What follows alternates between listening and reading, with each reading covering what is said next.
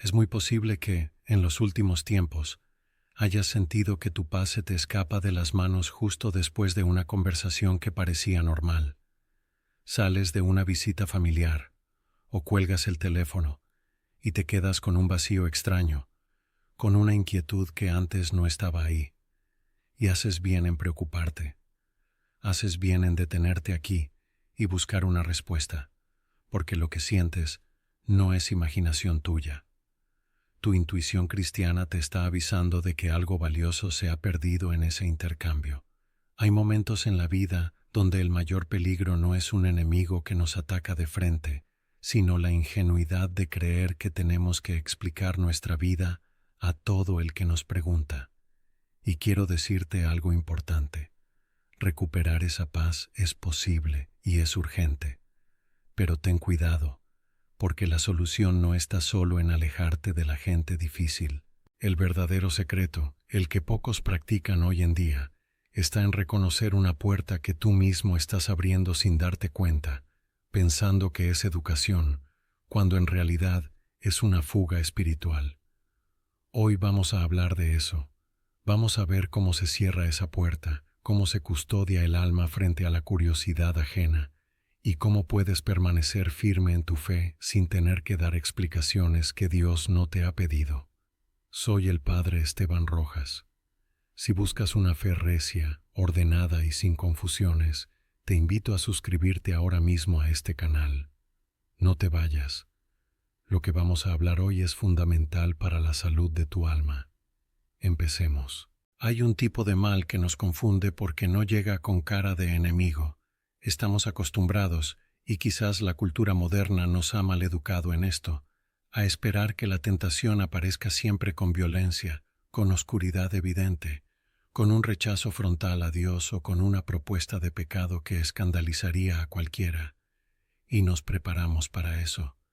El cristiano que lleva años caminando, el que ya peina canas y ha visto cómo la vida golpea, sabe defenderse o al menos sabe retroceder cuando el mal se presenta a gritos. Pero el peligro real, el que desgasta la vocación, el que vacía los bancos de la iglesia y seca el alma de los que todavía estamos aquí, rara vez grita. Al contrario, suele hablar en voz baja, suele sonreír, suele mostrar interés. Hoy quiero hablarles de algo que he visto demasiadas veces en el confesionario y en la dirección espiritual a lo largo de estas décadas. He visto almas firmes, hombres y mujeres de oración, personas que han cargado cruces pesadísimas sin quejarse, empezar a tambalearse no por una gran tragedia, sino por una pequeña grieta que se abrió en una conversación cualquiera. Es la ingenuidad espiritual. Es esa creencia, bondadosa pero peligrosa, de pensar que toda pregunta que nos hacen es legítima, que toda curiosidad sobre nuestra vida es sana y que tenemos la obligación cristiana de abrir el corazón a cualquiera que se acerque con un tono amable. Vivimos en tiempos donde la intimidad se ha devaluado. Se nos dice que hay que ser transparentes, que hay que compartir, que no hay que tener secretos. Y bajo esa premisa, bajamos la guardia. Y cuando bajamos la guardia, el enemigo no necesita usar la fuerza. Simplemente entra por la puerta que le hemos dejado entreabierta. Piénsenlo un momento. ¿Cuántas veces han perdido la paz después de una reunión familiar, o de un café con un conocido, o incluso de una charla a la salida de la misa? No hubo peleas, no hubo insultos, pero vuelven a casa con un peso extraño en el pecho, con una duda que antes no estaba, con una tristeza que no tiene nombre. ¿Qué pasó ahí? Pasó que alguien tocó algo sagrado con manos sucias y nosotros, por no parecer descorteses, lo permitimos. Hay que tener el discernimiento suficiente para entender que no toda pregunta busca la verdad. Hay preguntas que, bajo la apariencia de interés o de preocupación, en realidad esconden otra cosa. Esconden la intención de movernos del sitio, de sembrar la comparación, de desordenar lo que Dios ha ordenado en nuestra vida. Piensen en esas frases que parecen inofensivas. ¿Y todavía sigues yendo a misa todos los domingos con lo cansado que estás? ¿No te parece que te exiges demasiado? ¿De verdad crees que Dios te pide que aguantes esa situación en tu matrimonio? ¿Por qué tú no tienes lo que tienen los demás? A simple vista, parece preocupación. Parece que el otro quiere nuestro bien, quiere nuestro descanso. Pero si miramos con los ojos de la fe, con esos ojos que se entrenan frente al sagrario y no frente a la televisión, veremos que muchas veces esas preguntas son dardos. Son invitaciones sutiles a la queja. Son invitaciones a bajar de la cruz. Y el cristianismo, mis hermanos, no es la religión de bajar de la cruz. Es la religión de permanecer en ella hasta que Dios decida. Cuando alguien nos cuestiona así, a menudo lo que hay detrás no es amor, es una incomodidad ante nuestra fidelidad. La fidelidad molesta. La constancia, en un mundo líquido y cambiante, ofende. Al que vive según sus impulsos, le molesta ver a alguien que vive según sus principios. Y entonces, inconscientemente o no, intentará pinchar, intentará encontrar la grieta, intentará justificar su propia tibieza, haciendo que tú te cuestiones tu fervor. Y aquí es donde entra nuestro error. Nuestro error no es que nos pregunten, el mundo siempre preguntará. Nuestro error es creer que tenemos que responder a todo. Nuestro error es sentir la necesidad imperiosa de explicarnos, de justificarnos, de hacer que nos entiendan. ¿Por qué sentimos esa necesidad de que el otro apruebe nuestra fe? ¿Por qué nos duele tanto que un pariente o un amigo no entienda por qué rezamos el rosario? ¿O por qué no usamos ciertos métodos? ¿O por qué educamos a nuestros hijos de tal manera? Si nos duele, si sentimos la urgencia de convencerles, es porque en el fondo nuestra raíz no es tan profunda como creemos. Es porque todavía dependemos de la aprobación humana para sentirnos seguros en el camino de Dios. Y eso, hermanos, es una debilidad que hay que presentar ante el Señor. La fe no es un debate. La vocación no se somete a votación popular. Cuando intentamos explicar lo inexplicable a quien no tiene los oídos abiertos para entender, lo único que logramos es desgastar el tesoro que llevamos dentro. Es como sacar las joyas de la abuela para mostrárselas a alguien que no sabe distinguir el oro del latón. Lo más probable es que las manoseen, las desprecien o te digan que están pasadas de moda. Y tú, que sabías su valor, te vas a casa dudando. ¿Será verdad que están viejas? ¿Será verdad que no valen tanto? Así funciona la tentación moderna. No te dice, Dios no existe. Te dice, ¿estás seguro de que Dios te pide tanto? Y esa duda es mucho más corrosiva que el ateísmo, porque se disfraza de compasión. Tenemos que hablar de la puerta interior, esa puerta que solo tiene manija por dentro. Nadie, escúchenme bien, nadie tiene poder sobre su paz interior si ustedes no le dan la llave. Es muy fácil culpar al cuñado impertinente, o al compañero de trabajo cínico, o al vecino curioso. Es fácil decir, es que ellos me quitan la paz. No, nadie te quita la paz. Tú la entregas. Tú la entregas en el momento en que valoras más su opinión que la verdad que Dios ha puesto en tu alma. Tú la entregas cuando entras en el juego de la comparación. La comparación es el veneno más rápido para la vida espiritual, y estas conversaciones inofensivas suelen ser el vehículo de la comparación. ¿Viste cómo le va a fulano? ¿Supiste que sutano se compró tal cosa y ya no va a la iglesia y le va fenomenal? Si tu corazón no está ordenado, si tu mirada no está fija en Cristo crucificado y resucitado, esas noticias te van a hacer daño. Vas a empezar a mirar tu vida, tu austeridad, tu sacrificio, tu fidelidad, y te van a parecer poca cosa. Te van a parecer un castigo. Vas a empezar a decirte, yo aquí esforzándome, cargando esta enfermedad, aguantando este problema económico, siendo fiel a la doctrina, y mira a los otros qué bien viven. Ahí, en ese preciso instante, entró el enemigo. No entró con cuernos y cola. Entró con un comentario sobre el éxito ajeno. Y tú le abriste la puerta porque en el fondo, quizás, solo quizás, hay una parte de ti que anhela esa comodidad más que la santidad. Por eso duele. Duele porque toca una herida no sanada, una falta de desprendimiento que todavía arrastramos. La respuesta a esto no es volverse un ermitaño ni tratar mal a la gente. La respuesta cristiana, la respuesta madura, es el silencio. Pero no el silencio del que calla porque no tiene nada que decir, ni el silencio del que está ofendido y pone mala cara.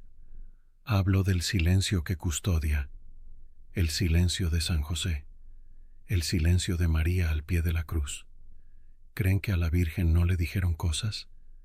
¿Creen que no escuchó los insultos, las burlas, las incomprensiones? Y sin embargo, ella guardaba todas estas cosas en su corazón. Guardar, esa es la palabra clave. Custodiar, proteger. Hemos olvidado el valor espiritual de callar. Creemos que evangelizar es hablar sin parar, que defender la fe es ganar discusiones en la sobremesa. Nos equivocamos.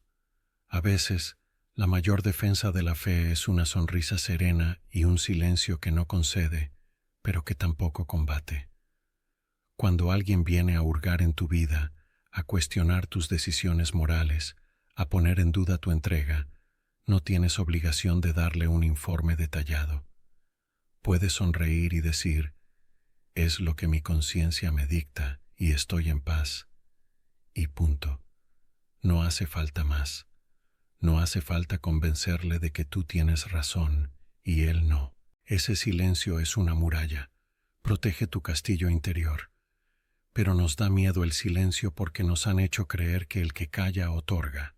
No es verdad. El que calla, a menudo, es el único que está escuchando a Dios en medio del ruido. El que calla es el que sabe que hay verdades que se abaratan cuando se dicen demasiado. Hay experiencias de Dios, consuelos en la oración, o incluso dolores y pruebas, que son secreto del Rey. No son para publicarlas en redes sociales, no son para contarlas en la cena de Navidad. Son para ti y para Dios, y quizás para tu confesor, pero para nadie más. Cuando ventilamos nuestra intimidad espiritual, la exponemos al viento, y el viento la enfría. Si no aprendemos este pudor del alma, las consecuencias llegan tarde o temprano, y las consecuencias no se ven al principio. Al principio parece que solo estamos siendo sociables, pero con el tiempo el alma se va volviendo porosa. Se nos escapa la fuerza por la boca.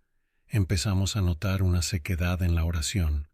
Nos ponemos de rodillas y no hay nada, solo ruido, solo las voces de los demás, solo los argumentos que dimos o los que nos dieron.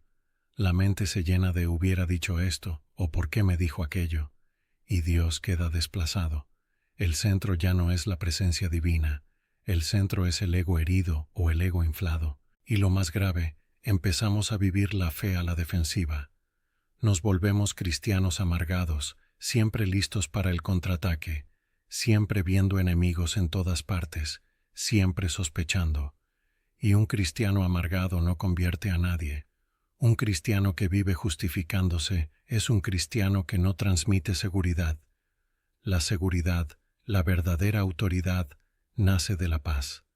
Nace de saber quién eres y de quién eres, sin necesidad de que nadie te ponga un sello de aprobación. Miren, hermanos, voy a decirles algo que quizás les alivie. Dios no necesita que ustedes lo defiendan. Dios es Dios. Él sostiene el universo sin nuestra ayuda. Él sostuvo a la Iglesia durante 2000 años a través de persecuciones, herejías, pestes y guerras. No necesita que tú te pelees con tu vecino para demostrar que Él existe. Lo que Dios pide de ti no es que ganes debates, es que permanezcas fiel. Y a veces, permanecer fiel significa dejar que el otro piense lo que quiera, mientras tú sigues caminando. El Evangelio no nos dice id y discutid con todas las naciones. Nos dice id y haced discípulos, y el discípulo se hace por atracción, por irradiación. Si tu vida, a pesar de las pruebas, tiene un fondo de serenidad, si tu rostro refleja una esperanza que no es fingida, eso interrogará al mundo mucho más que 1000 argumentos. La gente, Incluso la que está lejos de la fe huele la coherencia y también huele el miedo. Cuando nos justificamos tanto, olemos a miedo, olemos a inseguridad, y eso confirma sus sospechas de que nuestra fe es solo una muleta psicológica. Pero cuando ven a un hombre, a una mujer, que sufre y no se desespera, que es cuestionado y no se altera, que vive con disciplina y no se siente oprimido sino libre, eso, hermanos, eso rompe los esquemas, eso es sal que sala, eso es luz que alumbra, y para llegar ahí hay que ordenar el corazón. Ordenar el corazón significa poner cada cosa en su lugar, Dios arriba, yo abajo, sirviendo, y el mundo, alrededor, como escenario de nuestra santificación, no como juez de nuestra valía. Tenemos que dejar de querer cambiar a los demás. Deja de querer que tu hijo entienda todo ya. Deja de querer que tu pariente ateo te dé la razón. Déjalos en manos de Dios. Tú ocúpate de tu parcela. Ocúpate de que tu lámpara tenga aceite.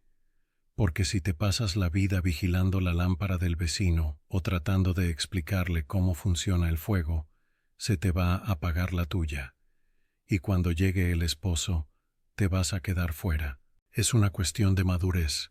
Pasados los 35, los 40, los 50 años, ya no podemos jugar a ser adolescentes espirituales. Ya no podemos depender del qué dirán. La vida es corta y la eternidad es larga. Y el juicio, recuerden esto siempre, el juicio será personal. Dios no te va a preguntar qué opinaba tu entorno de tu fe. Te va a preguntar qué hiciste tú con ella. Te va a preguntar si la guardaste, si la hiciste crecer, si la viviste.